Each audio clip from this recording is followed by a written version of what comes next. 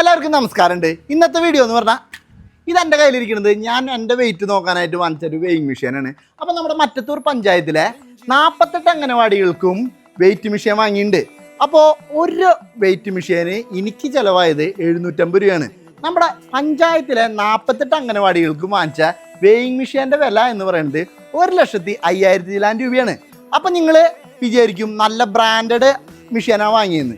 ഞാൻ ഇന്ന് എൻ്റെ വീടിൻ്റെ അടുത്തുള്ള അംഗനവാടിയിൽ പോയി എൻ്റെ വെയിറ്റ് ഒക്കെ നോക്കിണ്ടേ. ആ മെഷീൻ്റെ വില ഞാൻ ഗൂഗിളിൽ നോക്കിയപ്പോൾ ഏകദേശം 800 രൂപയാണ് വരുന്നുള്ളൂ. അപ്പോൾ ഇതൊന്നും ഒരു വിഷയമുള്ള കാര്യമല്ല. കാരണം കരാറടിസ്ഥാനത്തിൽ കൊട്ടേഷനോ ടെൻഡറോ വിളിച്ചിട്ടാണ് പഞ്ചായത്തിലേക്ക് ഇത്തരം സാധനങ്ങൾ വാങ്ങേണ്ടത്. ഓഡിറ്റ് വിഭാഗം കണ്ടെത്തിയേക്കുന്നത് ഇത്തരം ടെൻഡറുകളൊന്നും വിളിക്കാതെയാണ് മറ്റത്തൂർ പഞ്ചായത്തിൽ പല കാര്യങ്ങളും ഇങ്ങനെ പർച്ചേസ് ചെയ്തേക്കുന്നത്. ഇനി അടുത്ത കാര്യം, നമ്മുടെ സ്മാർട്ട് അംഗനവാടികൾ അതിൻ്റെ ആവശ്യം തന്നെയാണ്. 3 സ്മാർട്ട് അംഗനവാടികൾക്ക് ഇംപെക്സിൻ്റെ 25 വോട്ടിൻ്റെ ട്രോളി സ്പീക്കറുകൾ വാങ്ങിയിട്ടുണ്ട്. ആ ട്രോളി സ്പീക്കറിന് നമുക്ക് ശരിക്കും ഗൂഗിളിലോ ആമസോണിലോ ഫ്ലിപ്കാർട്ടിലോ ഒക്കെ നോക്കി കഴിഞ്ഞാൽ 4000 രൂപയാണ് നമുക്ക് അതിന് ചിലവ് വരുന്നുള്ളൂ. 3 എണ്ണം ഒരുമിച്ച് വാങ്ങുമ്പോൾ എന്തായാലും ഒരു ഡിസ്കൗണ്ട് കിട്ടും. ഇംപെക്സിൻ്റെ നമ്മുടെ സ്മാർട്ട് അംഗനവാടികൾക്ക് വാങ്ങിയ സ്പീക്കറിൻ്റെ വില എന്ന് പറയുന്നത് 22,000 ചില്ലാൻ രൂപയാണ്. അപ്പോൾ അതിന് തന്നെ വലിയൊരു വിലയുടെ വ്യത്യാസങ്ങളുണ്ട്. ഇതാണ് പറയണത് ടെൻഡർ അടിസ്ഥാനത്തിൽ സാധനങ്ങൾ വാങ്ങണമെന്ന്. ഇത്തരം സാധനങ്ങൾ ടെൻഡർ അടിസ്ഥാനത്തിലെല്ലാം വാങ്ങിച്ചേക്കണമെന്ന് ഓഡിറ്റ് വിഭാഗം കണ്ടെത്തിയിട്ടുണ്ട്.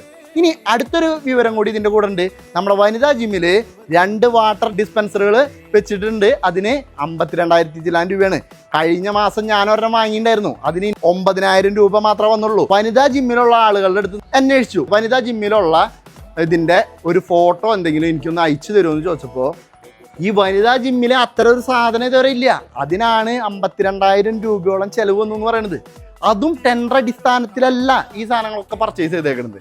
അപ്പോൾ മാത്സ് പരീക്ഷയിൽ എന്തുകൊണ്ട് തോറ്റു എന്ന് ചോദിക്കുമ്പോൾ മലയാളം പരീക്ഷയിൽ എനിക്ക് നല്ല മാർക്ക് ഉണ്ട് എന്ന് പറയണ ഒരു മൊടന്തൻ ന്യായമല്ല നമുക്ക് വേണ്ടത്. കഴിഞ്ഞ ദിവസം ഞാൻ പഞ്ചായത്ത് പ്രസിഡന്റ് ഒരു വീഡിയോ കണ്ടിട്ടുണ്ടായിരുന്നു. ആ വീഡിയോയിൽ നമ്മുടെ അംഗനവാടി സ്മാർട്ടാണെന്ന് പറയുന്നുണ്ട്.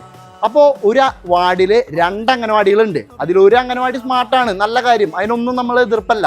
പക്ഷേ ഒരു അംഗനവാടിയുടെ മാത്രം കാര്യം നോക്കിയാൽ പോരാ, 2 അംഗനവാടിയും നമുക്ക് നല്ല നിലവാരങ്ങൾ വേണം.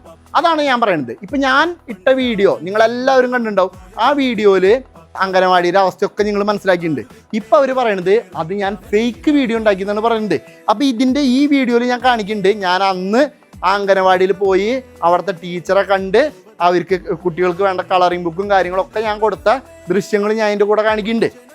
ഈ വീഡിയോ കണ്ടിട്ട് നിങ്ങൾ പറയും ആ അംഗനവാടിയുടെ വീഡിയോ ഞാൻ ബാഹുബലി സെറ്റ് ഇട്ട പോലെ ഒരു അംഗനവാടിയുടെ സെറ്റ് ഇട്ടിട്ട് ഞാൻ കാണിച്ചൊരു വീഡിയോ ആണോ എന്ന് നിങ്ങൾ സാധാരണ ചോറുണ്ട് ബുദ്ധിയുള്ള ജനങ്ങൾ നിങ്ങൾ തീരുമാനിക്കുക. ഞാൻ പറയണത് സത്യസന്ധമാണോ അതോ ഫേക്ക് ആണോ എന്ന്.